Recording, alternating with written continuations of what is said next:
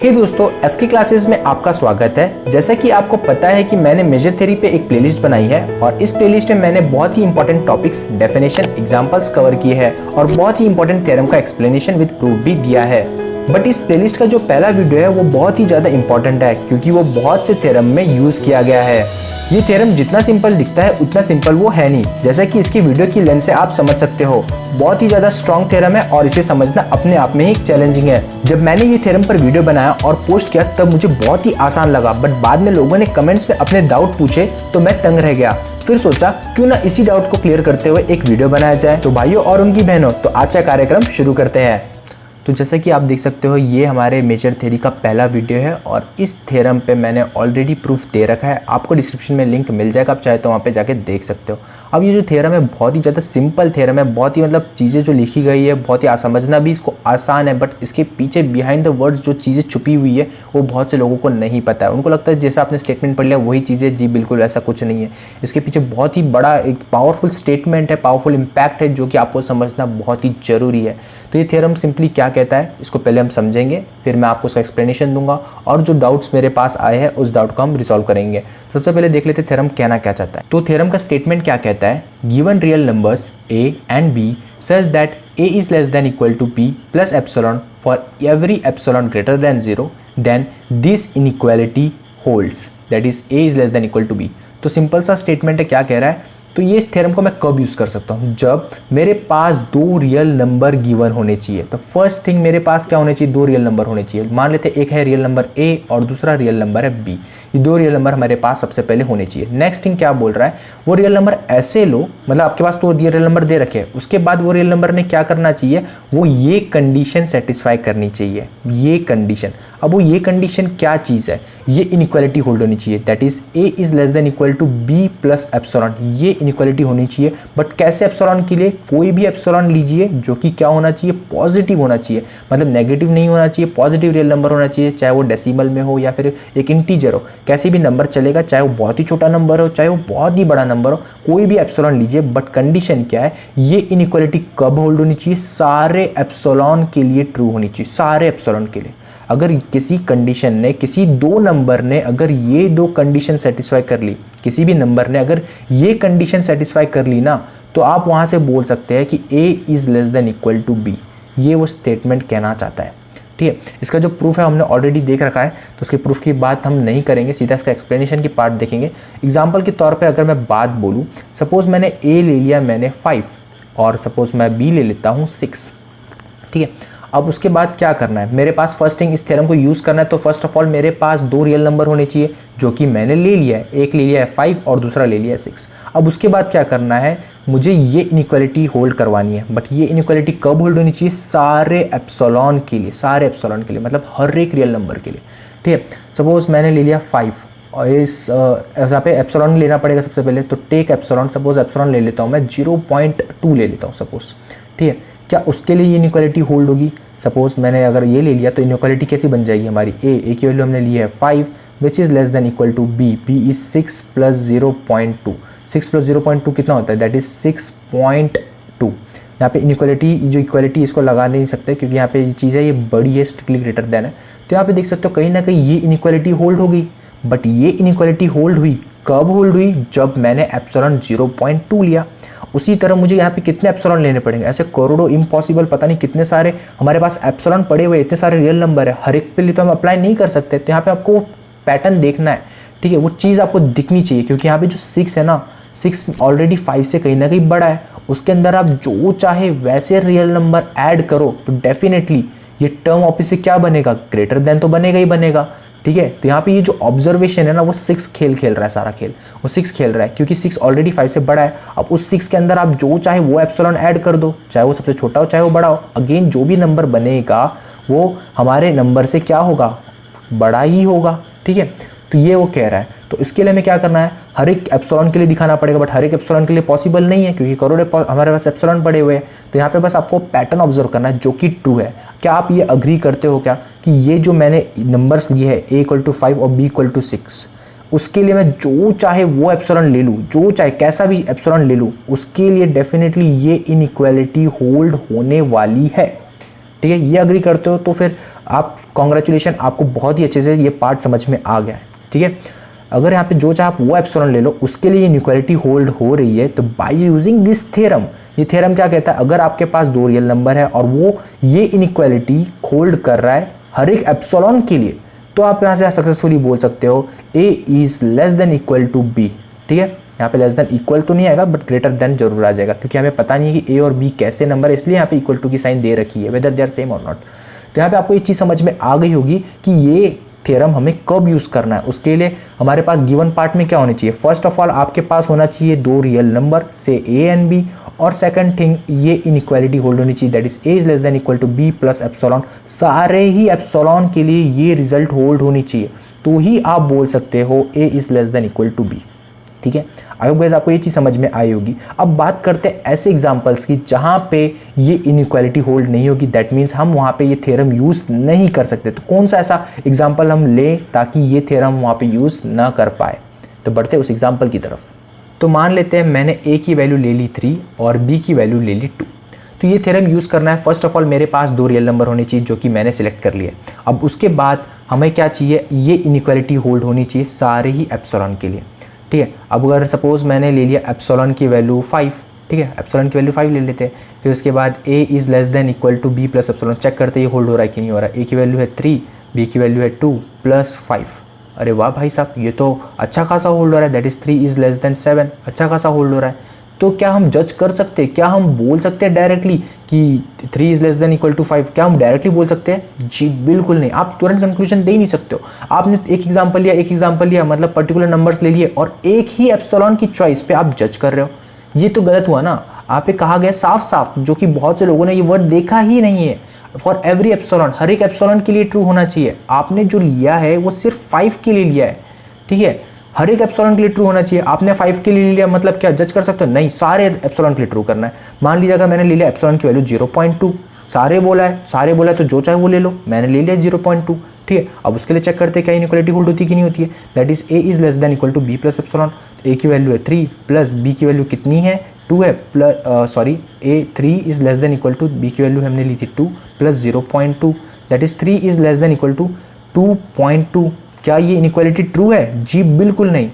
तो ये थ्योरम कब यूज़ कर सकते हैं, जब हर एक एप्सिलॉन के लिए ये इनइक्वालिटी भाई साहब होल्ड होनी ही चाहिए, हर एक एप्सिलॉन के लिए। मैंने एप्सिलॉन डाला 0.2, मैंने यहाँ पे एप्सिलॉन डाला 5 के लिए ट्रू हो रही है बट 0.2 के लिए होल्ड नहीं हो रही है। तो ये मुझे थ्योरम यूज़ करना है 1.1, तो उसके लिए क्या हर एक एप्सिलॉन के लिए ट्रू होना चाहिए, हर एक एप्सिलॉन के लिए ट्रू होना चाहिए, बट इस एप्सिलॉन के लिए ट्रू नहीं हो रहा है, तो यहाँ पे थ्योरम यूज़ नहीं कर सकते। समझ में आया? तो आपको समझ में आ गया होगा कि यहाँ पे हम ये थ्योरम को यूज़ नहीं कर सकते। क्यों नहीं कर सकते? क्योंकि इस थ्योरम को यूज़ करना है तो हर एक एप्सिलॉन के लिए, चाहे आप जो भी नंबर लो, हर एक एप्सिलॉन के लिए, करोड़ों नंबर लो, उसके लिए ये इनइक्वालिटी ट्रू होनी चाहिए। अगर आपको ऐसा एक भी एप्सिलॉन मिल गया जिसके लिए ये इनइक्वालिटी होल्ड नहीं हो रही है, तो आप यहाँ पे ये थ्योरम को यूज़ नहीं कर सकते, जैसा कि इस एग्जाम्पल में आपने देखा होगा। तो यहाँ पे आपको समझ में आ गया होगा कि मैंने यहाँ पे लिया था एक नंबर 3 और एक नंबर लिया था 2। हालांकि इसमें एप्सिलॉन की जो चॉइस थी उसके लिए इनइक्वालिटी वर्क कर रही थी, बट अगर मैं दूसरा एप्सिलॉन ले लूँ तो उसके लिए इनइक्वालिटी वर्क नहीं कर पा रही है, जिस कारण से हम थ्योरम को यहाँ यूज़ नहीं कर सकते। थ्योरम को यूज़ नहीं कर सकते मतलब हम ये कंक्लूजन तो दे ही नहीं सकते, ठीक है। आई होप गाइस आप मुझे समझ पा रहे होगे कि मैं कहना क्या चाहता हूँ। तो हमारे पास सैयद फैज़ान है और इन्होंने कहा कि ये जो थ्योरम है उनको समझ में नहीं आया, थोड़ा उनके लिए कन्फ्यूजिंग लगा। अब कन्फ्यूजिंग क्यों लगा वो रीज़न देखते हैं। अगर उन्होंने कहा अगर मैं a की वैल्यू ले लूँ 6 और b की वैल्यू ले लूँ 5 और एप्सिलॉन ले ली मैंने 2, then b is less than a। तो यहाँ पे समझ लेते हैं कि ये कहना क्या चाहता है। फर्स्ट ऑफ ऑल इन्होंने कहा a की वैल्यू ले ली हमने 6, नेक्स्ट b की वैल्यू हमने ले ली 5 और जो एप्सिलॉन की चॉइस है वो ले ली 2, ठीक है। तो आप इन्होंने क्या किया होगा मैं वो पहले बताता हूँ। इन्होंने जो ऐसा सोचा होगा कि a हमारे पास तो 6 है, b हमारे पास 5 है और एप्सिलॉन 2 है, तो यहाँ पे ये जो इनइक्वालिटी ये होल्ड हो रही है। क्यों होल्ड हो रही है? क्योंकि 6 is less then b is 5 plus 2, that is 6 is strictly less than 7। ये इनइक्वालिटी होल्ड हो रही है, बहुत ही अच्छी तरीके से होल्ड हो रही है। बट कौन से एप्सिलॉन के लिए होल्ड हो रही है? दिस एप्सिलॉन के लिए ये इनइक्वालिटी वर्क कर रही है। क्या आप एक ही एप्सिलॉन से जज कर सकते हो? क्या एक ही एप्सिलॉन सफिशिएंट रहेगा इस थ्योरम को यूज़ करने के लिए?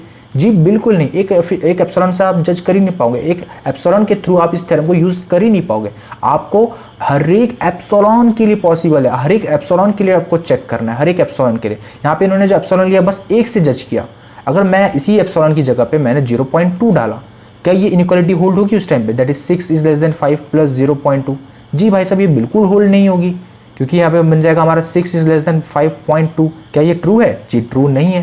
तो ऐसे में इस एप्सिलॉन की चॉइस पे ये इनइक्वालिटी होल्ड नहीं हो पा रही है, ठीक है। तो यहाँ पे इनकी जो पहली एप्सिलॉन की चॉइस थी 2 और दूसरी एप्सिलॉन की चॉइस मैंने ली 0.2। उसी तरह आप 0.5 ले सकते हैं, 0.1 ले सकते हैं, बहुत सारे एप्सिलॉन हमारे पास पड़े हुए हैं। तो ये थ्योरम यूज़ करना है तो फर्स्ट ऑफ ऑल क्या होना चाहिए, आपके पास दो नंबर होने चाहिए।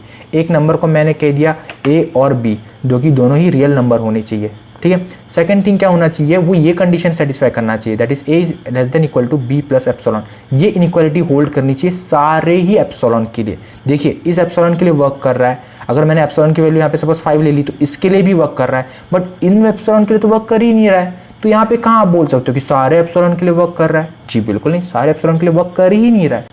तो ऐसे में आप यहाँ पे थ्योरम यूज़ नहीं कर सकते। तो यहाँ से आप थ्योरम यूज़ नहीं कर सकते, मतलब आप ये कंक्लूजन दे नहीं सकते that is a is less than equal to b. तो यहाँ पे आप बोल नहीं सकते कि 6 is less than 5, 6 is less than 5 आप कंक्लूजन दे नहीं सकते, जो कि एक्चुअली में कैसा है, 5 जो है वो लेस देन है 6 से। इसलिए इनका ये डाउट था कि 5 जो कि बी है, यहाँ पे बी मतलब यहाँ पे जो कि 5 है, ये क्या है, 6 से छोटा है। एक्चुअली में ये पार्ट ट्रू है, बट इनको लग रहा था कि क्या true, by using this theorem हम क्या बोल सकते हैं कि 6 इज़ लेस देन 5, जो कि पॉसिबल नहीं है। आई होप गाइस आपको समझ में आ गया होगा कि यहाँ पे हम थ्योरम यूज़ नहीं कर सकते। और जो इन्होंने ये एग्जांपल जो लिया है ना, ये एग्जांपल क्यों इस थ्योरम के लिए वैलिड नहीं है, क्योंकि हर एप्सिलॉन के लिए ट्रू नहीं हो पा रहा है।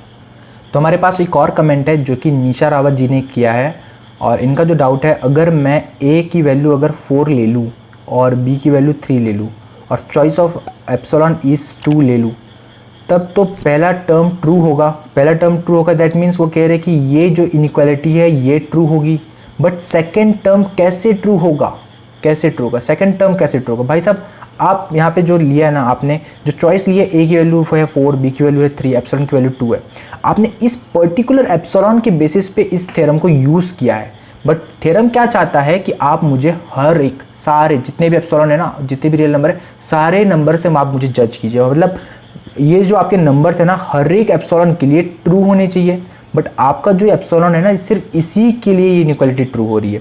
अगर सपोज मैंने एप्सिलॉन की वैल्यू ले ली 5, ठीक है, 5 बहुत बड़ा नंबर हो जाएगा, 5 ना लेते हुए हम ले लेंगे सपोज 5 भी ले लेते हैं, 5 भी लेंगे, और हम एप्सिलॉन की वैल्यू सपोज मैंने 1 भी लिया और एप्सिलॉन की वैल्यू सपोज मैंने 3 भी लिया, ठीक है, ये दो वैल्यूज़ हम ले लेते हैं। अब आप देख सकते हो जैसे ही मैं एप्सिलॉन की वैल्यू 5 लूँगा तो उस टाइम पे इस इनइक्वालिटी का क्या हाल होगा। अगर मैंने यहाँ पे 0.1 लिया तो मुझे क्या मिल जाएगा, 4 is strictly less than 3 plus 0.1, that is 4 is strictly less than 3.1, ठीक है, ये नंबर देखने को मिल जाएंगे। अब आ जाइए भाई साहब कंसेप्ट पे। तो मुझे ये थ्योरम यूज़ करना है, तो फर्स्ट थिंग, ये थ्योरम यूज़ करने के लिए मेरे पास एक नंबर होने चाहिए, दो नंबर होने चाहिए जो कि रियल नंबर होने चाहिए, ठीक है। और सेकंड थिंग, आपके पास ये इनइक्वालिटी होल्ड होनी चाहिए हर एक एप्सिलॉन के लिए, for all value of epsilon which is greater than 0, उसके लिए ये रिजल्ट ट्रू होना चाहिए। पहला कंडीशन तो आपने देख लिया। दूसरा, आपने एप्सिलॉन की चॉइस अभी क्या ली, सपोज आपने एप्सिलॉन की वैल्यू 2 ली, तो 2 के लिए ये रिजल्ट होल्ड कर रही है, ठीक है। मैंने 5 लिया तो 5 के लिए भी आप देख सकते हो रिजल्ट वर्क कर रहा है। एप्सिलॉन की वैल्यू 1 ली तो भी रिजल्ट वर्क कर रहा है। मतलब ये फर्स्ट टर्म जो ये कहना चाहते हैं, टर्म फर्स्ट, पहला टर्म जो कि इन्होंने कहा है पहला टर्म मतलब हमारा अजम्पशन पार्ट, ये अजम्पशन पार्ट है हमारा, ये होल्ड होना चाहिए। तो 1 के लिए भी होल्ड हो रहा है। भाई साहब 3 के लिए देखा जाए तो 3 के लिए भी होल्ड हो रहा है, ठीक है। बात करूं मैं 0.2 की, तो 0.2 के लिए ये इनइक्वालिटी पॉसिबल है? जी बिल्कुल नहीं। आपको यहाँ पे एप्सिलॉन दिख रहा होगा। सिमिलरली बात करो एप्सिलॉन 0.1 की, तो भी ये इनइक्वालिटी पॉसिबल नहीं है। तो यहाँ से आप क्या समझे, सारे एप्सिलॉन के लिए ट्रू होना चाहिए, ये सारे एप्सिलॉन के लिए, बट सारे एप्सिलॉन के लिए हो रहा है क्या भाई साहब? नहीं, गिने चुने एप्सिलॉन के लिए ट्रू नहीं हो पा रहा है। जैसे कि 0.2, 0.1, ऐसे बहुत सारे आपको नंबर्स मिल जाएंगे जिसके लिए ये इनइक्वालिटी ट्रू नहीं हो पा रही है। आधी वैल्यूज़ के लिए ट्रू हो रही है और आधे नहीं बोल सकते, कुछ वैल्यूज़ के लिए ट्रू हो रही है और कुछ वैल्यूज़ के लिए ट्रू नहीं हो रही है। तो ये थ्योरम हम यहाँ यूज़ नहीं कर सकते। यूज़ कब कर सकते हैं, जब सारे ही एप्सिलॉन के लिए ये इनइक्वालिटी होल्ड होनी चाहिए, सारे ही एप्सिलॉन के लिए। बट ये सारे के लिए कहाँ हो रही है, कुछ के लिए हो रही है, कुछ के लिए नहीं हो रही है। तो ऐसे में आप कंक्लूजन नहीं दे सकते। ऐसे में आप ये सेकंड पार्ट जो बोला गया, सेकंड टर्म जिसे कहा इन्होंने, सेकंड टर्म मतलब आप कंक्लूजन नहीं दे सकते। आप ऐसे सीधा नहीं बोल सकते कि 4 is less than equal to 3, ये पॉसिबल नहीं है, ठीक है। तो आपको चीज़ समझ में आ गई होगी कि यहाँ पे हमने कैसे इन चीज़ों को यूज़ किया। तो मैं स्पेशल थैंक्स निशा जी और सैयद जी को देना चाहता हूँ, ताकि उन्होंने ये जो सवाल पूछा है इन्होंने मुझे सोचने का मौका दिया। जब मैंने इनका कमेंट पढ़ा तो मैं उस टाइम पे थोड़ा हैंग हो गया, मतलब हक्का बक्का बोलते हैं ना, उस टाइप हो गया। मैंने बोला कि ये जो थ्योरम मैंने पढ़ा रखा है इसके अंदर जो प्रूफ है वो तो वर्क कर रहा है, तो इन नंबर के लिए वर्क क्यों नहीं कर पा रहा है। तो मैंने थोड़ा सोचा, मैं बहुत देर तक सोचा, मैं बोला क्या प्रॉब्लम आ रही है यहाँ पे, तो सीधा सीधा है, मतलब मैंने जो पढ़ा है वो गलत हो गया कहीं ना कहीं। फिर थोड़ा सोचा, थोड़ा रिसर्च किया, अपना टाइम स्पेंड किया, तब जाके मैं कंक्लूजन पे आया, भाई साहब इसके अंदर एक चीज़ छुपी हुई है। बहुत ही सिंपल सा स्टेटमेंट तो है, बट बिहाइंड द बैक क्या चल रहा है वो बहुत ही इंपॉर्टेंट है, जो कि पूरा पासा पलट दिया है। वो है ये छोटा सा वर्ड फॉर एवरी। इस वर्ड ने पूरे स्टेटमेंट का मतलब बदल दिया, दिशा बदल दी पूरी। ठीक है, तो मैं स्पेशल थैंक निशा जी को और सैयद जी को देना चाहता हूँ। अगर आपको मेरी छोटी सी मेहनत पसंद आई तो वीडियो को लाइक करें, कमेंट करें, अपने दोस्तों के साथ इसे शेयर करें। अगर आप चाहते कि ऐसे वीडियोस मैं लाता रहूँ तो चैनल को सब्सक्राइब करें। मिलते हैं नेक्स्ट वीडियो में।